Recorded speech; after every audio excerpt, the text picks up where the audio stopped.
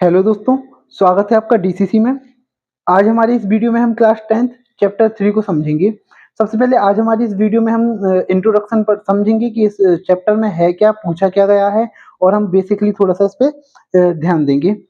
दोस्तों, चैप्टर का नाम है pair of linear equation in two variable. अब यहाँ पे पेयर पेयर का मतलब होता है जोड़ा, ऑफ मतलब का, लीनियर इक्वेशन मतलब ऐसी इक्वेशन जिसमें अधिकतम घात जो वेरिएबल होगा उसका अधिकतम घात वन की होगी, है ना। और टू वेरिएबल मतलब अगर हम वन वेरिएबल की बात करें तो एक्स अकेला लिख दें तो वन वेरिएबल, वाई अकेला लिख दें तो एक सिंगल वेरिएबल, लेकिन यदि हम इनके बीच में प्लस लगा दें तो ये डबल वेरिएबल होगा, तो वही टू वेरिएबल। मतलब इस चैप्टर में जो सवाल होंगे, जो क्वेश्चंस होंगे, वो दो वेरिएबल के होंगे, या तो उनमें एक्स वाई होगा, या एस टी होगा, या पी क्यू होगा, या ए बी होगा, ऐसे। इसके अलावा और कोई वेरिएबल नहीं होंगे, है ना। ये देखिए मैंने लिख रखा है pair of linear equation into variable. दोस्तों, लीनियर इक्वेशन मतलब होता है कि जो भी हमारे पास एक सिंगल वेरिएबल दिया है या जो भी हमें इक्वेशन दी है उसकी अधिकतम घात वन होगी, वही लीनियर इक्वेशन कहलाएगा। टू वेरिएबल मतलब इस चैप्टर में टू वेरिएबल होंगे, या एक्स वाई, या ए प्लस बी, या सी, या डी, ऐसे करके वेरिएबल केवल दो ही होंगे, है ना। पेयर मतलब जोड़ा होता है, तो इनके जोड़े को, जैसे कि हम देखें इसका स्टैंडर्ड फॉर्म मैंने लिखा है A one X plus B one Y plus C one equal to zero. ये हमारी इक्वेशन है, इसको इक्वेशन वन नाम दे देते हैं हम।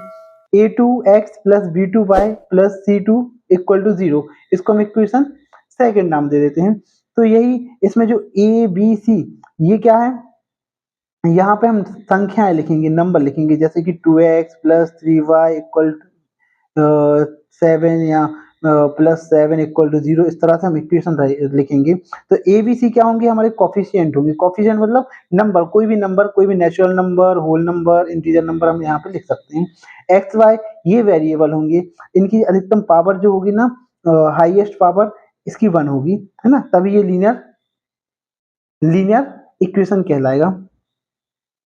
हमने नाइन चैप्टर में, हम नाइन क्लास में हमने पढ़ा हुआ है इक्वेशंस के बारे में। दोस्तों, अब देखिएगा solution of pair of linear equation in two variable. अब इन टू वेरिएबल को हम सॉल्व करने के लिए हम कुछ मेथड का यूज करते हैं। पहला मेथड है ग्राफिकल मेथड, सेकेंड मेथड है सब्स्टिट्यूशन मेथड, और थर्ड मेथड है एलिमिनेशन मेथड। इन तीनों मेथड से हम इस चैप्टर 3 को सॉल्व करेंगे। दोस्तों, अगर आपको वीडियो अच्छा लग रहा हो, कुछ समझ में आ रहा हो, तो प्लीज वीडियो को लाइक करें, चैनल को सब्सक्राइब करें और अपने दोस्तों को शेयर करें, है ना। और यदि कुछ समझ नहीं आ रहा हो तो आप मुझे कमेंट भी कीजिए, मैं आपको सेपरेट वीडियो बना करके मैं फिर से इसको समझा सकता हूँ। हम सबसे पहले ग्राफिकल मेथड के बारे में जानेंगे। क्या होता है ग्राफिकल मेथड?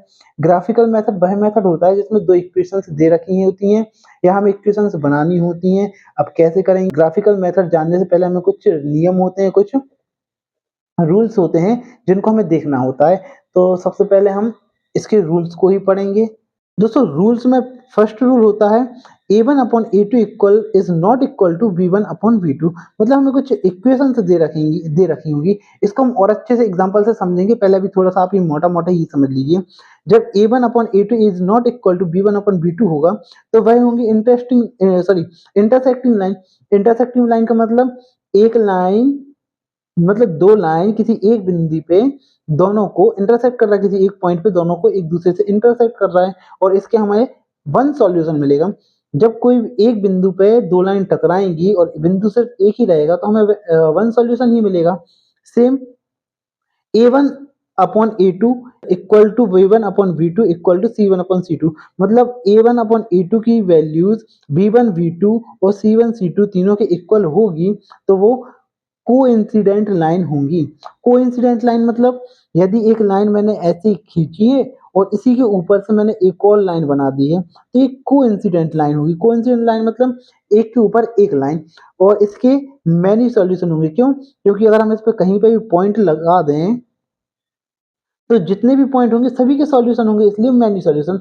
एक सॉल्यूशन नहीं होगा इसका मैनी सॉल्यूशन होगा। क्यों? क्योंकि एक लाइन दूसरे लाइन के ऊपर से ही गई है। अब एक लास्ट रूल होता है A1 अपॉन A2 इक्वल है B1 अपॉन B2 के, लेकिन इक्वल नहीं है C1 अपॉन C2 के। तो ऐसा कब होगा?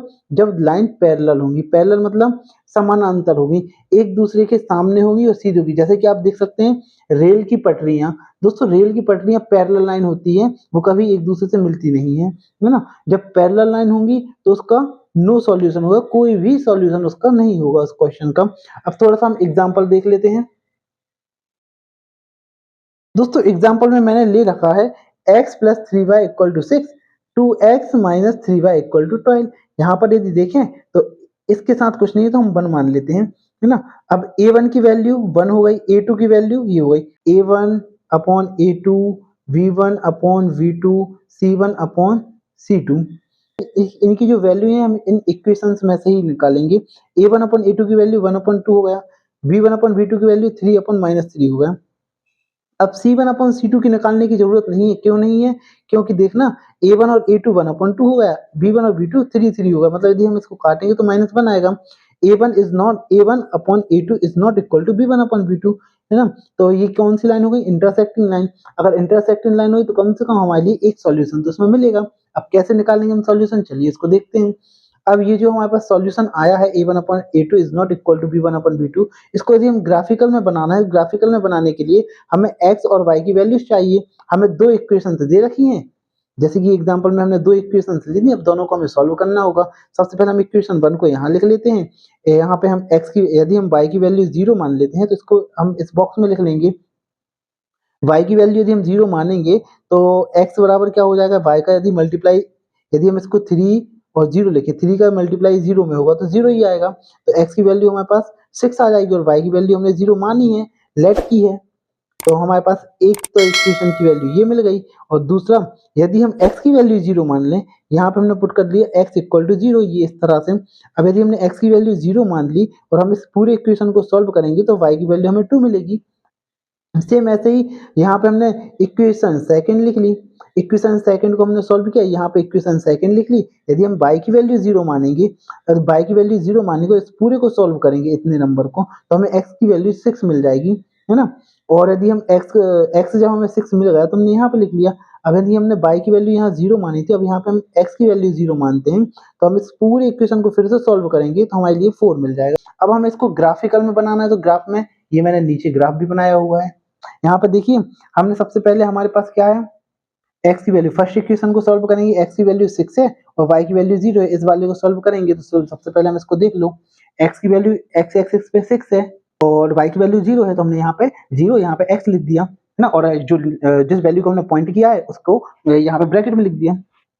अब उसी इक्वेशन को हम देखेंगे, 0 और 2 है। अब 0 और 2 को यदि हम अपने ग्राफ में देखें तो x में क्या है? 0, तो 0 तो ये रहा, y में क्या है? 2, तो y 2 ये रहा, और इस पॉइंट को हमने 0 और 2 दे दिया, ब्रैकेट में लिख दिया ना। अब क्या करेंगे, हम इक्वेशन सेकंड वाले को सॉल्व करेंगे। x की वैल्यू और y की वैल्यू 6 0 है, 6x है और y 0 है, तो 6x कहाँ पे है? 6x यही रहा, 6x है और y 0 है, तो ये वही रहेगा। अब उसके बाद नेक्स्ट पे देखें तो x की वैल्यू 0 है और y की वैल्यू -4 है। यहाँ पे हम ग्राफ में इसको शो कर लेंगे, x की वैल्यू कितनी है? 0, तो x की वैल्यू तो 0, y की वैल्यू -4, तो -4 हमने इसको भी पॉइंट कर दिया, जो वैल्यूज थी जो पुट करा है हमने उसको लिख दिया। अब हमने यहाँ से इस लाइन को इस पॉइंट से इंटरसेक्ट कर दिया, इस लाइन से इस पॉइंट को हमने यहाँ से इस तरह से इंटरसेक्ट कर दिया। अब हमारे लिए जो पॉइंट मिला है वही हमारा आंसर हो जाएगा, मतलब x की वैल्यू आगे वाला 6 हो जाएगा, y की वैल्यू 0 हो जाएगा, यही हमारा आंसर होगा। इस तरह से हम आगे भी कई सवाल करेंगे 3.1 में। दोस्तों यदि आपको वीडियो अच्छा लगा तो लाइक करें और चैनल को सब्सक्राइब करें। Thank you.